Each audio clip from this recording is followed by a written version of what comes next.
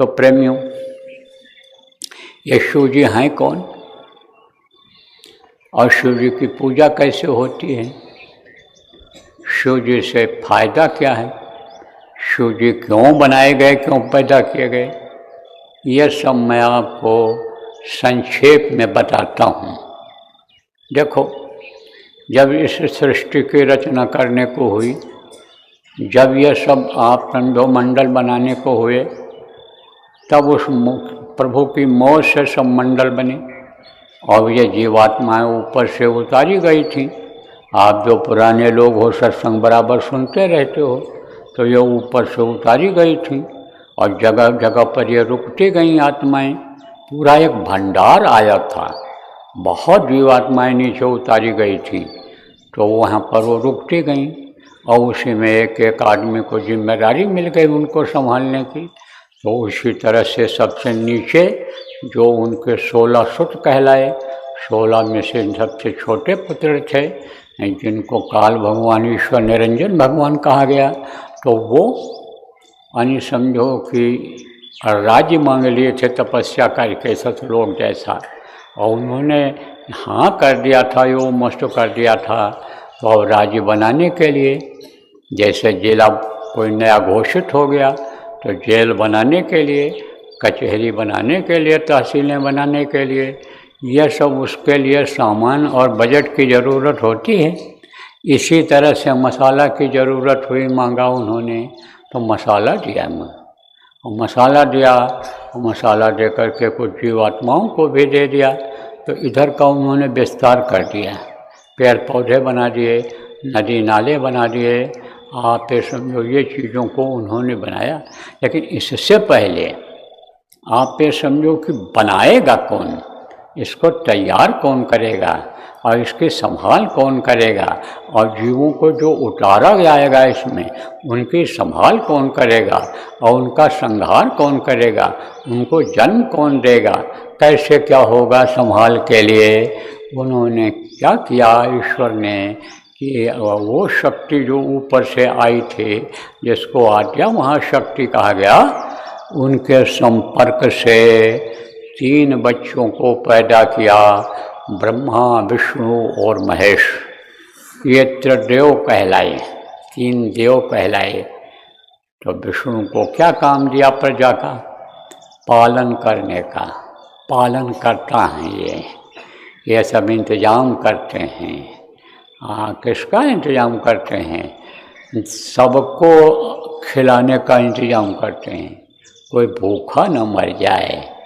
इसीलिए कहा गया है, अजगर करे न चाकरी, पंछी करे न काम, दास मलूका कहे गए, सबके दाता राम, वो सबको देते हैं, खिलाते हैं, उनकी ये जिम्मेदारी है।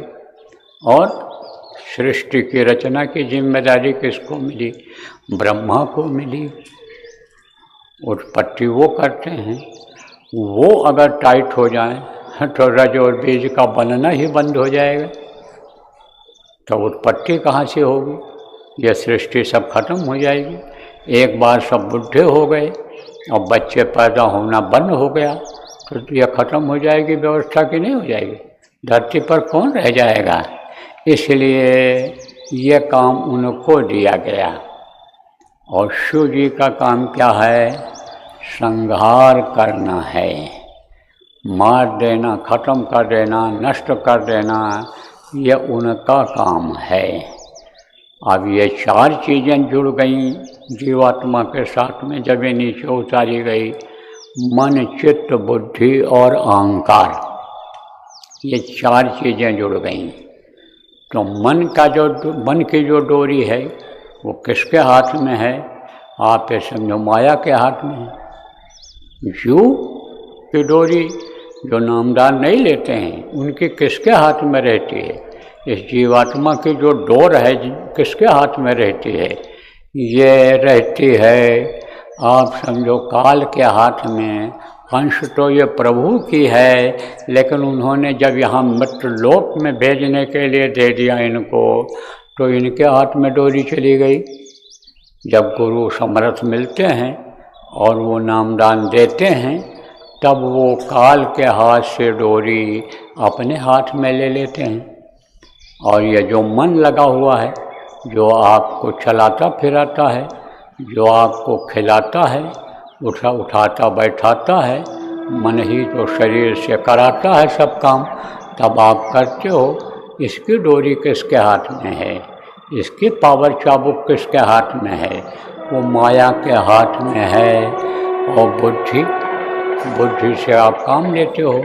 बुद्धि की डोरी किसके हाथ में है, विष्णु के हाथ में है। और चित्त से चिंतन करते हो, मन को एक काम कहता है करने के लिए, तो सोच विचार करते हो कि भाई यह काम ठीक है कि नहीं है, कैसे जाएंगे। मन तो कह रहा है कि शादी ब्याह में चले जाओ, मन तो कह रहा है कि सत्संग में चले चलो, कैसे जाएंगे, किसका साथ खोजेंगे, कहाँ ट्रेन पकड़ेंगे, कहाँ बस पकड़ेंगे, रिजर्वेशन। तो यह चिंतन है, चित्त चिंतन करता है। मन, चित्त, बुद्धि और अहंकार आता है आदमी को। अच्छे काम का भी अहंकार आता है और बुरे काम को भी कर डालता है तो अहंकार आता है। तो अहंकार है ये।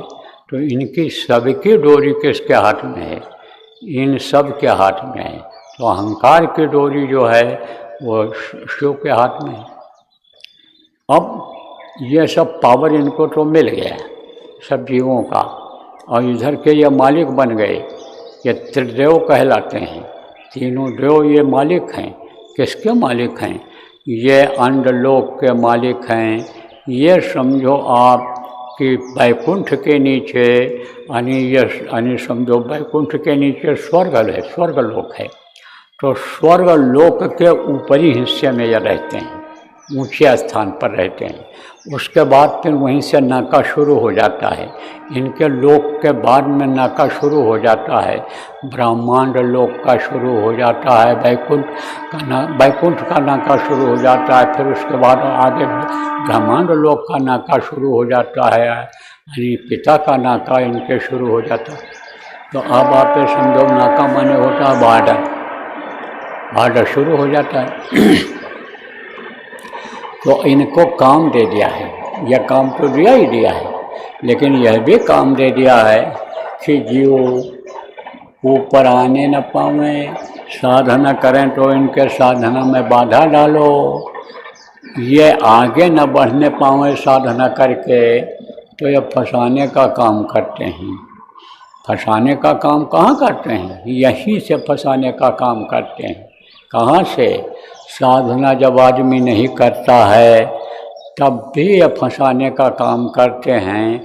जो नहीं करता है उसको भी फंसाने का काम करते हैं।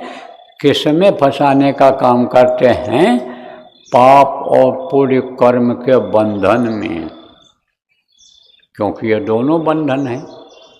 पुण्य करेगा आदमी तो कहाँ जाएगा, स्वर्ग और वैकुंठ में जाएगा, उससे ऊपर जा नहीं सकता है, क्योंकि ये तीनों भैया भी नहीं जा सकते हैं। आप ये समझो इनकी माँ भी नहीं जा सकती, इनके पिता भी ऊपरी लोकों में नहीं जा सकते हैं, तो ये जा तो सकते नहीं हैं। तो ये क्या करते हैं, पाप और पुण्य के बंधन में बांध देते हैं। तो पुण्य किया तो स्वर्ग और वैकुंठ चले गए। जब वो पुण्य का प्रताप खत्म हो गया तब पुण्य छेड़े मृत्युलोक है। फिर इस मृत्युलोक में जन्म लेना पड़ता है, जन्मने की तकलीफ झेलनी पड़ती है, और फिर मरता है जब जीव तो मरने की तकलीफ झेलनी पड़ती है। और पाप जब करता है तो सजा पाता है, योनियों में बंद किया जाता है, नरकों में जा कर के सजा पाता है। तो ये पाप और पुण्य ये दोनों गले की फांसी हैं। ये 10 इंद्रियों को दोनों प्रबल करती हैं। आप ये समझो कि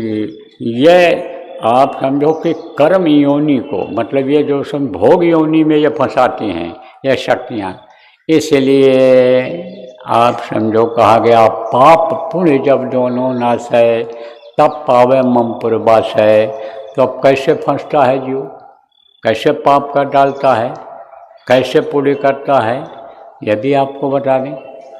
देखो जैसे आप कहीं गए किसी के यहाँ बैठे हुए हैं और कोई बढ़िया चीज़ आपको दिखाई पड़ गया, मान लो सोना ही रखा हुआ है, आपको दिखाई पड़ गया, तो मन की डोरी खींचेगी माया, कहेगी ले लो। माया किसने बताया आपको? धन दौलत रुपया पैसा यानी धन संपत्ति यही तो माया है। एक माया वो है, एक माया ये औरतें हैं, तो खींचती है वो माया, डोरी खींची जैसा मायावी मन हो गया, आपकी इच्छा हो गई कि चुरा लें।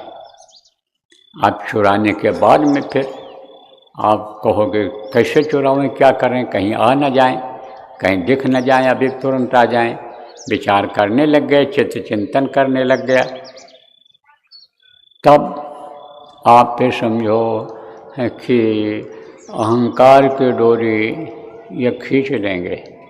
विष्णु जो है वो बुद्धि दे देंगे, कहेंगे अरे भाई तुम ले लो, देख लेगा तो कह देना देख रहे थे क्या चीज़ है, और नहीं देखेगा तो रख लो जेब में, समझा। अब फिर जो है सोचने लगा कि भाई ऐसा तो करें तो कहीं जो है देख न ले, हम पकड़े जाएं, सजा खाएं। तब तक शिव जी ने डोरी खींच लिया अहंकार का।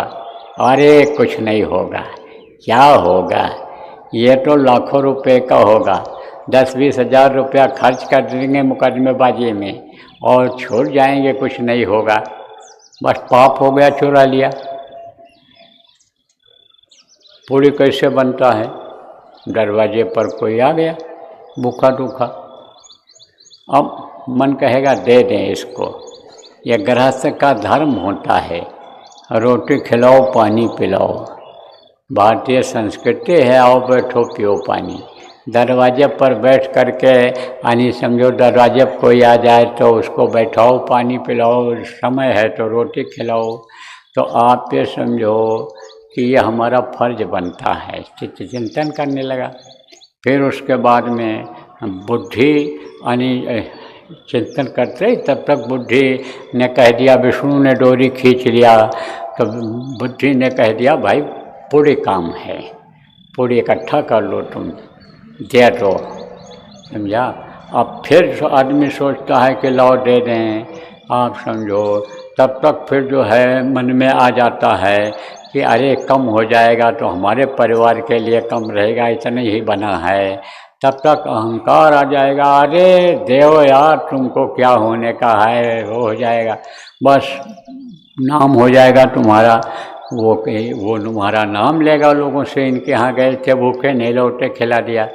तो यह मन चित्त बुद्धि और अहंकार ये इसी में फंसा देते हैं कर्मों के चक्कर में। ये जो कहा ना, इंद्रिय द्वार झरोखा नाना, तहता सुर बैठे का थाना, आवत देखें विषय बयारी, सुरतें दिए कपाट उघारी। ये इंद्रियों पर इन लोगों ने देवताओं की ड्यूटी लगा दिया है कि विषय वासनाएं जैसे आने लग जाएं, जैसे इसकी हवा चले इस तरह की, तैसे तुम उसको उभार दो, खाने पीने मौज मस्ती की इच्छा जगा दो। तो कहा ना 10 इंद्रियन का भोग तेरे पड़ी गले की फांस।